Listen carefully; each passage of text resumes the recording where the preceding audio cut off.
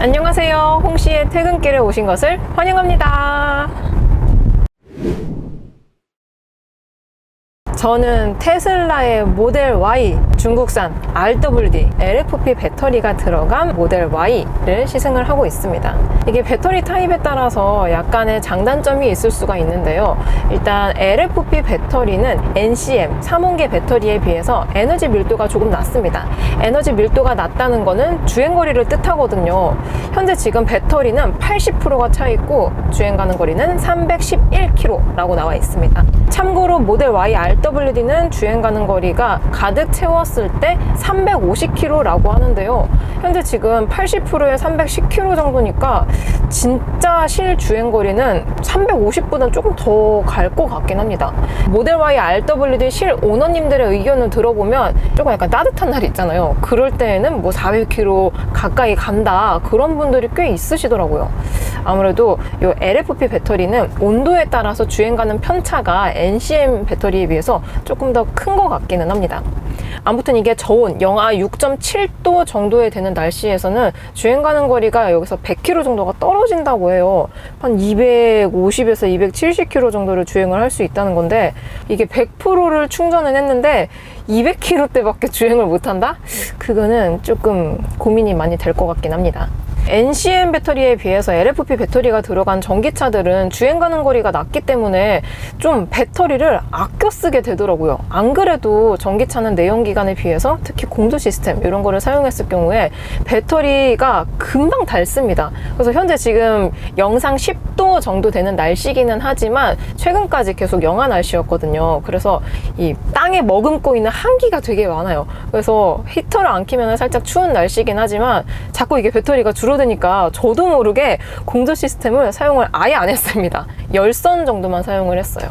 아무튼 며칠간 모델 Y RWD를 타고 다닌 결과 이 배터리가 닳는 속도는 NCM에 비해서 조금 더 빠르게 느껴지는 것 같기도 합니다. 특히 이게 공조 시스템을 사용하지 않았을 경우에는 정말 미미한 차이인데요. 공조 시스템을 만약에 사용했다 그럴 때는 진짜 배터리가 닳는 게 이게 눈에 보입니다. 그냥 훅훅 닳아요. 그래서 왠지 모르게 차에 공조 시스템이 있지만 사용을 하지 않게 되는 상황이 발생을 하는 것 같습니다. 일단 테슬라 하면은 오토파일럿이 가장 먼저 생각이 나잖아요. 저는 그래요. 근데 지금 제가 타고 있는 이 차량은 깡통입니다. 완전 아무런 옵션이 들어가 있지 않은 그냥 순수 기본 그 자체라서 FSD가 들어가 있지가 않습니다. FSD는 한국 돈으로 약 900만 원 정도를 추가를 해야지 들어갑니다. 그래서 FSD를 추가를 하면은 자동으로 차선 변경도 알아서 해주고요. 신호 이런 것도 알아서 보면서 가줍니다. 정말 편리하죠. 그리고 450만 원짜리 향상된 오토파일럿이라는 옵션이 또 있어요. 그거는 신호까지는 같이 봐주지는 않지만 차선 변경 보조 지원까지는 같이 된다고 합니다. 근데 제가 타고 있는 거는 기본적인 거라 가지고 차선 변경 보조도 아예 안 해주고 그냥 일반적인 우리가 생각하는 스마트 크루즈 있잖아요. 딱 그 정도 상태예요. 그래서 가감속, 약간의 핸들 보조, 차선 보조 그 정도만 지원이 되고 있기 때문에 그렇게 운전을 하면서 편리하다라는 생각이 들지는 않고 있습니다.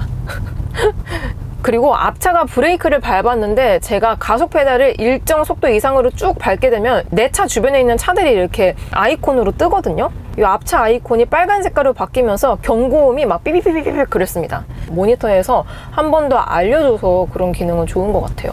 모델 Y RWD의 가장 큰 장점은 아무래도 가격 접근성이 아닐까 싶습니다. 이게 지금 제가 타고 있는 거는 완전 깡통 트림이기 때문에 5,966만 원이고 보조금을 23년 기준으로 다 받았을 경우에 서울 기준으로 5천만 원 정도로 구입을 할 수가 있습니다. 모델 Y RWD가 비록 중국에서 만들어지기는 했지만 본체는 미국 차잖아요. 수입차의 감성을 느끼면서 5천만 원으로 전기차를 탈 수가 있다. 이거는 굉장히 큰 메리트가 있는 거죠. 좀 있으면 이제 24년 전기차 정부 보조금이 발표가 될 건데요. 일단 오늘 기준으로 봤을 때 아직 확정된 사항이 아니기는 한데요. NCM 배터리에 비해서 LFP 배터리가 들어간 전기차들의 보조금이 약 30% 정도를 덜 준다고 합니다. 여기에 지자체 보조금도 점점 축소가 되고 있는 추세인데요. 아무래도 이제는 전기차의 비율이 점점 더 높아지기도 했고 뭐 언제까지 정부에서 이렇게 보조금을 줄 수만은 없는 노릇이잖아요. 그래서 보조금이 점점 작아지고 있는 것 같긴 합니다. 자, 다시 본론으로 돌아와서 현재 저는 깡통, 그러니까 아무런 추가 옵션이 들어가 있지 않은 테슬라 모델 Y RWD를 타고 있습니다. 기본 사양은 19인치 휠이고요. 여기서 20인치 휠을 추가를 할 수가 있습니다. 19인치 휠 자체는 이 모델 Y하고의 궁합이 나쁘지는 않거든요. 그리고 이게 페이스리프트 버전이 아니기 때문에 하체 감각 자체가 기존 모델 Y하고 비교했을 때 약간 조금 컴포트한 느낌이 있는 것 같긴 합니다. 특히 큰 요철 말고 자잘자잘한 요철 있잖아요. 그런 구간을 갔을 때 충격을 조금 더 흡수해주는 노력을 보여주고 있습니다. 하지만 이게 제가 본편에서도 말씀을 드렸는데요. 모델 Y가 정확히 말하자면 중형 SUV거든요. D 세그먼트인데도 불구하고 동급의 D 세그먼트인 SUV의 승차감과 비교했을 때 굉장히 하드하고 노면을 많이 읽어줍니다. 하체 감각 자체가 편안하고 컴포트하고 부드러운 거에 맞춰져 있지는 않아요. 그래서 저 같아도 이렇게 비싼 전기차를 사는데 중국산이다 그러면은 좀 고민이 될 부분이 많아질 것 같긴 하거든요. 근데 실제로 이 중국산 전기차 모델 Y RWD를 타보니까 완성도라든지 만듦새에 있어서 크게 불만적인 요소는 없는 것 같습니다. 주행거리를 제외하면은 성능 면에서는 엄청나게 큰 차이를 느끼기는 힘들지 않을까 싶습니다. 실제로 미국산 모델 Y를 타거나 중국산 모델 Y를 타더라도 크게 다른 부분이 거의 없어요. 대신 요게 모델 Y가 22년식 같은 경우는 싱글 모터가 아닌 듀얼 모터로만 출시가 됐습니다. 그래서 마력이 거의 400마력대, 막 퍼포먼스를 갈 경우에는 500, 600마력대까지 갔거든요. 모델 Y RWD는 많이들 아시다시피 듀얼 모터가 아닌 싱글 모터예요. 전기차는 모터가 몇 개가 있냐에 따라서 출력 차이가 상당히 커집니다. 아무튼 이거는 싱글, 한 개밖에 없기 때문에 아무래도 두 개가 들어가 있는 차량들에 비해서 당연히 출력이 적을 수밖에 없죠. 그래서 싱글 모터가 들어가 있는 모델 Y RWD가 이 출력 스트레스가 있을 수도 있을 것 같다라는 생각이 들었는데 막상 타보니까 출력 스트레스는 전혀 없습니다. 정말 빠르게 잘 가지고 있고요. 가속 모드 같은 경우는 컴포트와 표준이 있거든요. 근데 컴포트로 가면은 스무스하게 가고서고 해줍니다. 약간 내연기관 느낌을 낼 수 있는. 근데 이거를 표준으로 바꾸면은 그냥 전기차가 가지고 있는 즉각 토크감 있잖아요. 빠르게 가고 빠르게 서고 회생제동 개입 이만큼 가고 딱 그거를 느껴주게 해주기 때문에 현재 지금 표준 모드로 바꾸는 상태입니다. 표준 모드로 가면은 뭐 가다서다 이거를 굉장히 다이나믹하게 해주고 있어요. 그래서 감속 마력도 상승하고 실제로도 잘 달립니다. 그래서 모터가 하나가 들어가 있지만 그래도 출력 스트레스는 없는 것 같아요. 지금 이 차가 공차 중량이 1.9톤이거든요. 1900km가 넘는데 정말 가뿐하게 움직여주고 있습니다. 차가 엄청 무겁다라는 느낌이 들지는 않아요. 요즘에 전기차 그리고 하이브리드 차량들 같은 경우도 회생제동 개입량을 운전자가 조절을 할 수 있습니다. 그래서 뭐 1단계, 3단계, 뭐 오토 모드, 뭐 스마트 모드 이런 것도 굉장히 많이 생겼잖아요. 근데 테슬라 모델 Y는 회생제동 량을 운전자가 임의적으로 바꿀 수가 없습니다. 그냥 기본 세팅 값이 되어 있고 그냥 거기서 알아서 조절을 해줘요. 그리고 이게 약간은 아쉬운 것 같습니다. 왜냐면은 이 회생제동 개입량을 없이 그냥 부드럽게 달리고 싶을 때도 있거든요. 근데 그럴 때는 내가 임의적으로 조절을 못하다 보니까 약간 아쉬운 것 같긴 합니다. 대신 이게 회생제동 개입량이 다른 전기차에 비해서 조금 더 세요.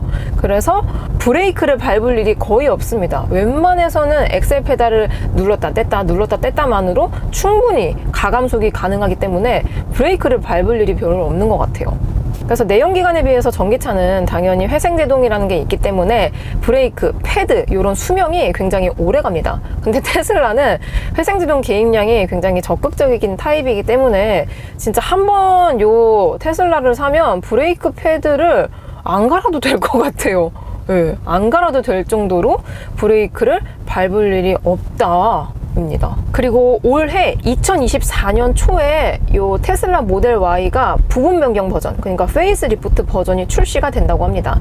모델명은 주니퍼라고 해요. 앞서 공개가 됐었던 모델 3 하이랜더 아시죠? 모델 3 하이랜더하고 거의 비슷한 모습으로 출시가 될 예정이라고 합니다. 램프류라든지 뭐 범퍼 이런 외관 디자인이 살짝 변경이 되고 실내가 진짜 많이 바뀐다라는 느낌이 들거든요. 특히나 요즘 차들 차량들 하면은 밤에 앰비언트 라이트 없는 차량들이 거의 없거든요. 근데 이 테슬라는 앰비언트 라이트가 없습니다. 약간의 뭐 무드 램프 조명이라고 하긴 하지만 좀 미약하죠. 뭔가 밤에 봤을 때 예쁜 차는 아니라는 생각이 드는데요. 이게 페이스 리프트가 되면서 주니퍼 버전은 요 앰비언트 라이트가 쫙 깔린다고 합니다. 뭐 색깔도 마음대로 조정을 할 수가 있겠죠. 그리고 소프트웨어 업데이트 이런 것도 되기 때문에 뭐 반자율 주행이라든지 이런 주행 보조 기능들이 조금 더 업그레이드가 될 예정이라고 합니다. 그리고 가장 큰 변화가 바로 기어 레버의 삭제이지 않을까 싶은데요. 안 그래도 테슬라 같은 경우는 다른 차량들에 비해서 계기판도 없고 뭐 이런 거 사이드 미러를 조정하려고 해도 다 이 모니터, 인포테인먼트에서 해야 되거든요. 스티어링 휠 조절도 여기서 다 해야 되잖아요. 근데 신형 페이스 리프트 된 주니퍼는 이 기어 레버도 없다고 합니다. 그래서 차를 타면은 그냥 핸들 요것만 있는 거예요. 뭐 레버도 없고 아무것도 없는 거예요. 그래서 뭘로 조작을 하냐, 모두 인포테인먼트, 중앙에 있는 디스플레이 화면으로 조정을 한다고 합니다. 그래서 이게 조금 불편하지 않을까라는 예상이 들어요. 아무리 그래도 기어 레버 같은 경우는 좀 이렇게 직관적으로 볼 수 있게 만들어야 된다라는 생각을 하고 있거든요. 근데 그거마저도 화면으로 해버린다. 와, 이거는 잘 모르겠습니다. 이게 좋은지 안 좋은지 전 잘 모르겠어요. 타보고서 말씀을 드려보도록 해보겠습니다.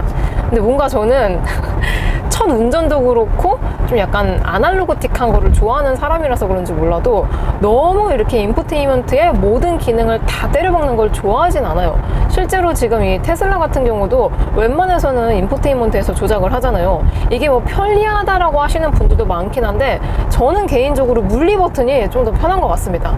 왜냐면은 물리 버튼이 움직이지 않잖아요. 그 자리에 붙박이로 있잖아요. 그래서 어느 정도 타다 보면은 그냥 눈 감고도 이렇게 조절을 해요. 그렇게 탁탁탁 알아서 손이 가서. 근데 이렇게 인포테인먼트로 조작하는 차량들은 봐야 됩니다. 화면을 계속 봐야 돼요. 그리고 만약에 업데이트가 됐을 경우에는 뭐 버튼이 추가되고 아니면 버튼이 사라지고 그럼 이거 어딨어? 이러면서 다시 또 내가 익숙해지는 데까지 시간이 걸리기 때문에 저 그렇게 옛날 사람 아닌데 아무튼 그렇게 물리 버튼이 없는 차량들을 엄청 좋아하진 않아요. 그래서 기어 레버마저 이렇게 사라진다면은 뭔가 긴급한 상황에서는 당황할 수도 있겠다라는 생각이 듭니다.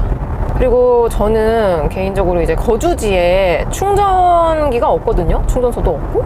그래서 그런 충전소가 없는 데서 살아서 그런지 아직까진 그렇게 전기차가 매력적으로 다가오지는 않고 있습니다. 그리고 오늘 제가 요 퇴근길을 촬영을 하기 전에 배터리가 뭔가 좀 부족한 것 같아서 슈퍼차저에서 충전을 하고 나왔는데요. 그렇게 오래 있지도 않았지만 뭔가 그 시간이 조금 아깝더라고요. 뭐 조금만 충전을 하더라도 10분, 15분, 20분 이런 식으로 충전소에 그냥 제가 있어야 돼요. 쓸데없이 거기서. 그래서 괜히 할 거 없으니까 뭐 모니터 만지작거리고 뭐 핸드폰 보고 뭐 쓸데없는 영상 좀 보다가 그 시간이 조금 아깝더라고요. 저는 개인적으로. 그래서 전기차가 그렇게 아직까지는 매력적으로 느껴지지는 않는 것 같습니다. 그럼에도 불구하고 전기차 한번 사볼까 싶은 게 유지비인 것 같기는 해요. 전기차는 아직까지는 요 자동차세가 13만 원으로 고정이 되어 있습니다. 내가 1억짜리 차를 타든 5천만 원짜리 차를 타든 그냥 자동차세가 13만 원으로 고정이 되어 있어요. 그런 것도 굉장히 큰 메리트로 다가오기도 하고요. 그리고 요즘 전기차 충전비가 조금 올랐다고 하기는 하지만 그래도 유류비 절감 효과가 내연기관에 비해서 확실하게 있기 때문에 주행거리가 많을수록 전기차를 타면은 이득이 되겠다라는 생각이 듭니다. 본인 거주지에 진짜 집밥이라든지 아니면 충전소만 있다면은 전기차는 좋은 것 같긴 해요. 그리고 현재 제가 타고 있는 모델 Y의 외장 컬러는 화이트입니다. 화이트만 무료고 다른 색깔들은 다 유료예요. 레드 컬러는 거의 한 250만 원 정도가 되고 다른 컬러들은 100만 원대였습니다. 이 외장 컬러만 바꾸는데 100만 원 이상 드는 브랜드도 흔치 않은 것 같아요. 그래서 제가 랩핑을 알아봤는데 요즘 이제 자동차 랩핑 많이 하시잖아요. 컬러 변경을 위해서. 테슬라 모델 Y는 뭐 업체마다 다르고 또 이제 필름, 요 시트지에 따라서도 다르긴 한데 보통적으로 한 200만 원대라고 하더라고요. 그렇게 따지면은 감가가 제일 없는 화이트 바디를 샀다가 뭔가 나 약간 좀 색깔 바꾸고 싶어. 그럴 때 랩핑을 하는 것도 하나의 방법이 되지 않을까 싶습니다. 그리고 내장 컬러는 현재 저는 지금 블랙 시트를 탑승하고 있는데 이게 화이트가 또 있습니다. 화이트는 말 그대로 진짜 A4 용지처럼 새하얀 색이에요. 그래서 정말 예쁘더라고요. 근데 뭔가 너무 하얀색이라서 그런지 만약에 커피 이런 거라도 튀기면은 스티치 사이로 흔적이 남지 않을까 그런 걱정이 들기도 합니다. 그리고 시트도 이게 제 기준으로 사이드 볼스터는 따로 조정을 할 수 없지만 사이드 볼스터 자체가 굉장히 두툼한 편에 속합니다. 그래서 그런지 이 착자감이 다른 브랜드 시트에 비해서 조금 편합니다. 저한테 딱 맞아요. 그리고 가죽의 질감도 매끌매끌하고 부드러운 편이라서 시트 자체의 퀄리티라든지 이런 것들은 좋은 것 같아요. 여러분들은 퇴근 중이신가요? 오늘 하루도 정말 수고 많으셨고요. 저는 그럼 다음 영상에서 뵙도록 하겠습니다. 그럼 안녕. 안녕.